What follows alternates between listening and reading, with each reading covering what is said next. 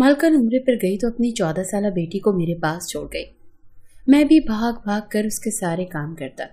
रात होती तो उसको अपने पास सुला लेता। मालकन ने भी इजाजत दे रखी थी। अगली रात हुई तो मुझे कुछ नर्म नर्म सा महसूस हुआ। मैं घबरा कर उठा तो मेरे होश उड़ गए कि मालकन की बेटी उस रात मालकन उम्रे पर जा रही थी, इसीलिए सुबह से मेरी जान अजाब में आई हुई थी। बार बार मुझसे कहती है, करमू मेरा पूरा घर तेरे हवाले है। जितना भरोसा मैं तुझ पर कर सकती हूँ घर के किसी और मुलाजिम पर मुझे नहीं है। मेरा नाम करमदीन था, लेकिन मालकन मुझे प्यार से करमू ही कहती थी। मेरी उम्र 25 साल थी, लेकिन मैं 10 साल की उम्र से मालकन के घर काम कर रहा था। 15 साल से मैं मालकन के घर मुलाजमत पर था, इसीलिए जितना भरोसा वो मुझ पर करती थी किसी पर नहीं करती थी। इसलिए वो मुझे हर बात बता रही थी। कहने लगी, देख करमू, अपनी बेटी हिना को मैं घर पर ही छोड़े जा रही हूँ, इसका बहुत ख्याल रखना। तुम्हें पता है ना कि इसे नींद में चलने की आदत है। मैं इस बात में सर हिलाने लगा कि जी बेगम साहिबा, मुझे मालूम है। हालांकि मुझे क्या मालूम, वो तो अपने कमरे में ही सोती थी। उम्र में हिना 14 साल की थी, लेकिन थी जरा बावली किस्म की, बेवकूफ और लाडली। मालकन की इकलौती बेटी थी, इसीलिए इसे लाड प्यार से रखा हुआ था। अभी तक गुट्टे गुड़ियों से खेलती थी। मैंने कहा, जी मालकन, मैं इसका भी ख्याल रखूंगा। लेकिन इसके बाद जो बात मालकन ने मुझसे की, मैं तो दंग सा रह गया था। वो कैसे मुझसे ये बात कर सकती थी। कहने लगी, रात को तुम मेरी हिना के साथ ही सोओगे, उसके कमरे में रहोगे। ये बात सुनकर मेरी तो पूरी आंखें हैरत से फैल गई थी। मेरा तो दिमाग ये सुनकर ही घूमने लगा था। मैंने कहा, मालकन, मैं कैसे छोटी बीबी के कमरे में सो सकता? आप सोचकर तो बात करें, ये तो बिल्कुल एक गैर मुनासिब सी बात है। मगर वो कहने लगी, करमू, मुझे कुछ नहीं सुनना। मैंने जो कह दिया बस कह दिया। तुम हिना के कमरे में ही रहोगे और वहीं सोओगे। मुझे मालकन की यह बात किसी तौर पर मुनासिब नहीं लग रही थी, लेकिन बहरहाल मैं उन्हें बार बार इनकार नहीं कर सकता था। लेकिन मैं दिल में ये पक्का इरादा कर चुका था कि मैं हिना के कमरे में कभी नहीं सोऊंगा। मेरी मालकन एक बेवा औरत थी, लेकिन थी बहुत अमीर। मालिक की बहुत सारी जमीनें थी जहां से उन्हें खूब पैसा आता था। घर उनका बेहतरीन चल रहा था और एक ही बेटी थी जिसे उन्होंने लाडों से पाला था। जब मैं मालकन के घर में काम करने के लिए आया था तो उस वक्त मालिक हयात थे। उन्होंने तो मालकन को हाथों का छाला बनाकर रखा हुआ था। बहुत प्यार करते थे वो मालकन से। मोहब्बत की शादी थी। दोनों ही एक साथ बहुत खुश थे। हिना की पैदाइश से चंद माह पहले मालिक का कार हादसे में एक्सीडेंट हो गया। मालकन सदमे से ही दीवानों जैसी बातें करने लगी थी। कभी कहती, वो अभी आ जाएंगे, मुझे छोड़कर यूं नहीं जा सकते।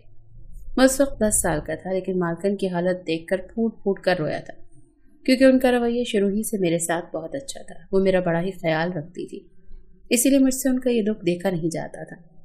जब हिना पैदा हुई तो पहले तो मालकन बेतहाशा रोई, मालिक को याद कर करके, लेकिन फिर उनका दिल हिना के साथ लग गया। मालकन के वालिदैन ने बहुत चाहा कि मालकन दूसरी शादी कर लें, लेकिन उन्होंने साफ इनकार कर दिया। कहने लगी कि नहीं, मुझे अपने शौहर से बहुत मोहब्बत थी और मैं अपनी सारी जिंदगी अपने शौहर के नाम पर गुजार दूंगी। मालकन ने फिर यही किया था। पूरा घर उन्होंने संभाल रखा था। तमाम मुलाजमीन को वो देखती थी। 14 साल का अरसा गुजर गया था। मैं मालकन का सबसे ज्यादा वफादार और बाएतमाद मुलाजिम था। कारोबार की देख रेख भी मालकन ने मेरे हवाले कर रखी थी, लेकिन मैंने भी नमक हरामी नहीं की थी। एक एक पाई का हिसाब मालकन को देता था। इस साल मालकन के वालिदैन उम्रे पर जा रहे थे, इसीलिए मालकन ने कहा कि वो भी उम्रा करने जाना चाहती है। ये सुनकर पहले तो हिना ने हंगामा खड़ा कर दिया था कि वो अकेली यहाँ नहीं रहेगी, लेकिन उसके फाइनल पेपर्स थे और इसीलिए मालकन कहने लगी कि मैं तुम्हारी पढ़ाई का हर्ज नहीं चाहती, इसीलिए तुम अगली बार मेरे साथ चली जाना। बड़ी मुश्किल से वो मानी थी, लेकिन जो कुछ मालकन मुझे कह रही थी वो बात मुझे दुरुस्त नहीं लग रही थी। बहरहाल मालकन मुझे सब कुछ समझा बुझाकर उम्रे पर चली गई। उनके जाते ही मैंने सोफे पर बैठकर सुकून का लंबा गहरा सांस लिया। फिर बावर्ची को बुलाकर अपने लिए शानदार चाय बनवाई। मालकन के होते हुए मैं कभी भी सोफे पर नहीं बैठता था, हालांकि उन्होंने मुझे कभी इनकार नहीं करना था, लेकिन मैं मालिक और नौकर का लिहाज हमेशा कायम रखता था।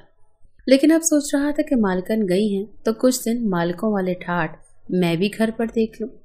मैंने पुरसुकून सांस खींच के लिया और मजे से अपनी दोनों टांगें सामने रखे शीशे के सेंट्रल टेबल पर रख दी।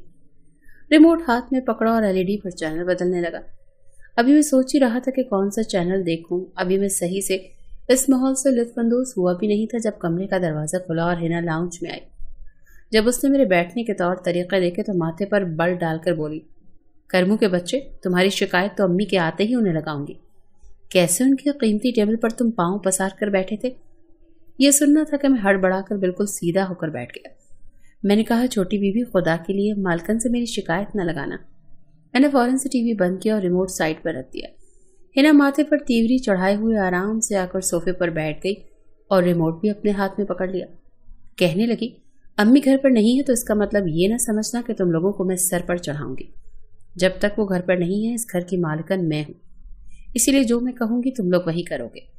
मैंने सीने पर हाथ बांध कर रखा और सर झुका लिया। जी जी, क्यों नहीं, छोटी मालकन, जैसा आपका हुक्म। अंदर से मेरा जी तो जल के रह गया। मेरी कभी भी मालकन की बेटी से 1 मिनट की भी नहीं बनती थी। हर वक्त बचकाना हरकतें करती रहती थी और मैं उसकी हरकतों से जिद हो जाता था। वो मुझसे बाजार के कोई 4 चक्कर लगवाती थी। कहती थी, जाओ, तुम ही मेरे लिए सामान लाओगे, ड्राइवर नहीं जाएगा, ना ही कोई दूसरा मुलाजिम। मालकन भी उसे कुछ नहीं कहती थी क्योंकि वो उनकी लाडली बेटी जो थी। मुझे ही कहती, जाओ कर्मू, जो छोटी मालकन कहती है वो कर दो। चाय का कप बावर्ची लेकर आया तो मुझे बादब खड़ा देखकर तमस्कुराना हंसी मुझ पर हंसा था। कहने लगा, अभी तो बड़ा रोब जमा रहे थे, आ गए ना अपनी औकात में वापस। मैंने उसे घूर कर खा जाने वाली नजरों से देखा था। बावर्ची ने चाय का कप टेबल पर रखा।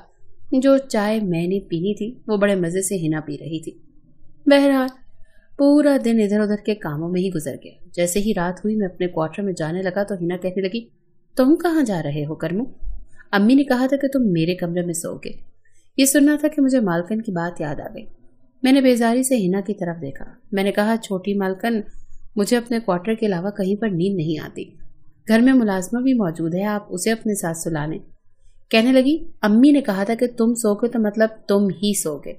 चलो शराफत से आओ मेरे कमरे में और कालीन पर जाकर लेट जाओ। मैं कमरे में आ तो गया, लेकिन मुझे सख्त बेचैनी सी शुरू हो गई थी। हिना अपने बेड पर जाकर लेट गई थी। उसने लैंप ऑफ कर दिया था। कमरे में इस वक्त खूब अंधेरा था। मेरा दिल बड़ी जोर जोर से धड़क रहा था। बेशक वो 14 बरस की थी, लेकिन मैं तो 14 बरस का ना था।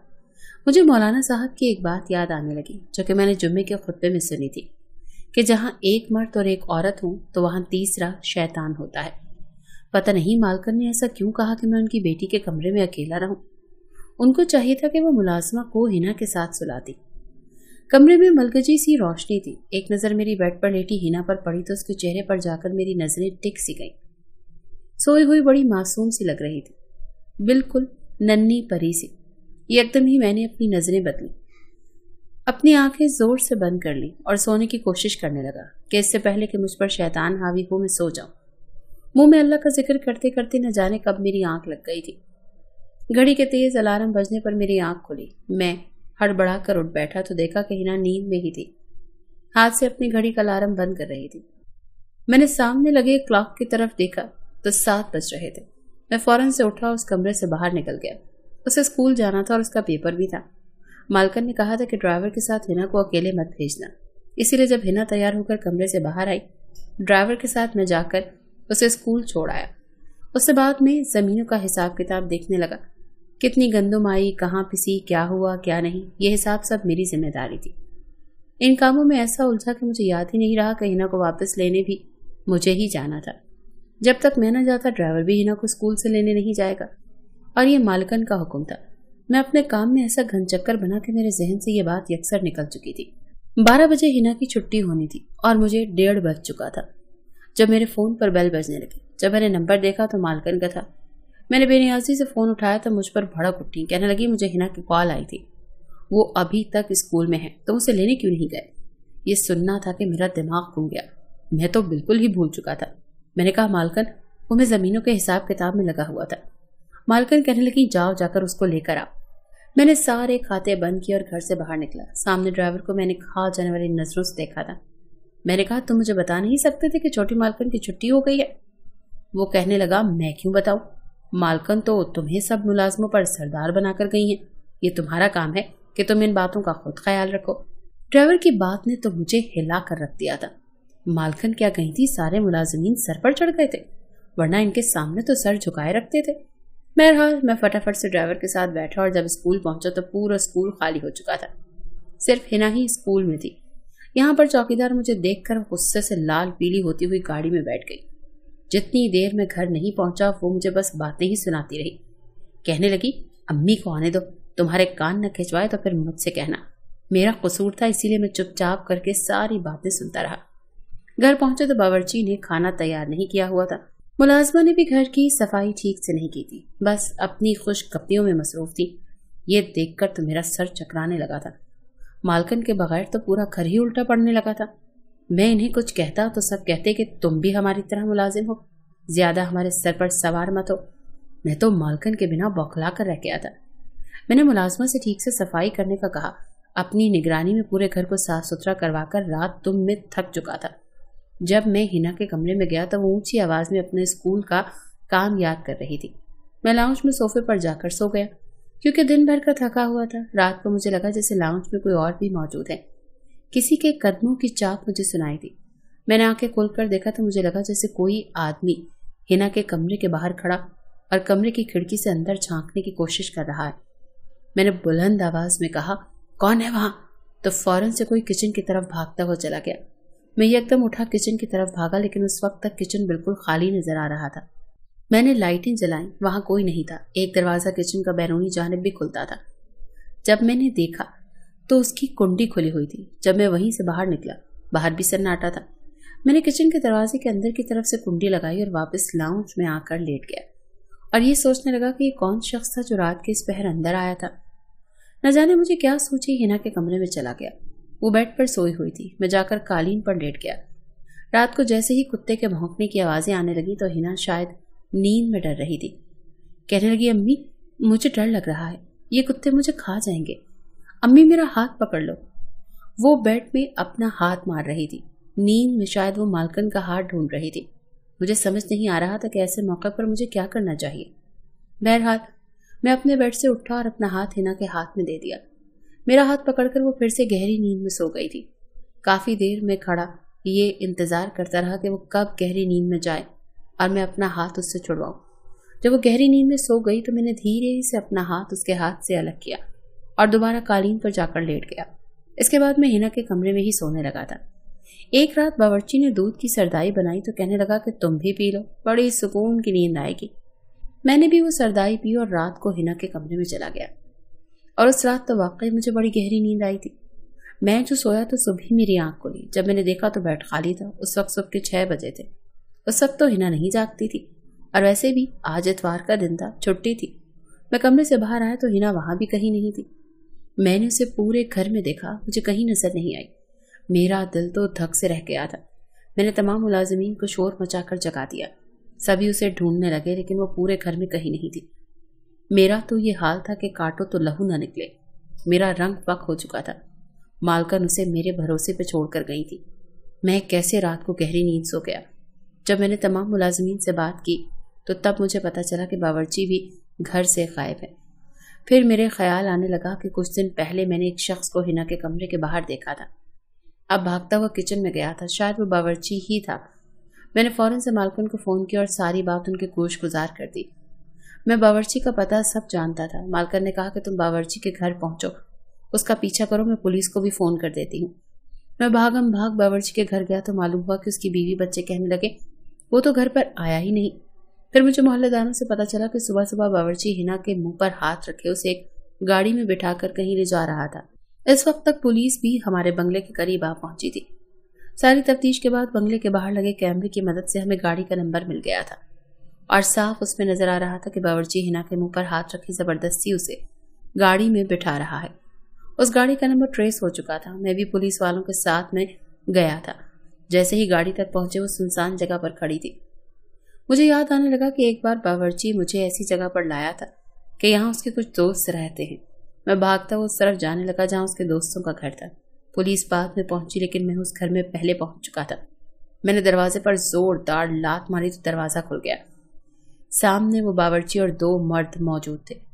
उन्होंने हिना को रस्सियों से बांधकर एक कुर्सी पर बिठा रखा था। वो बेतहाशा रो रही थी और ये देखकर मेरा तो खून खौल उठा।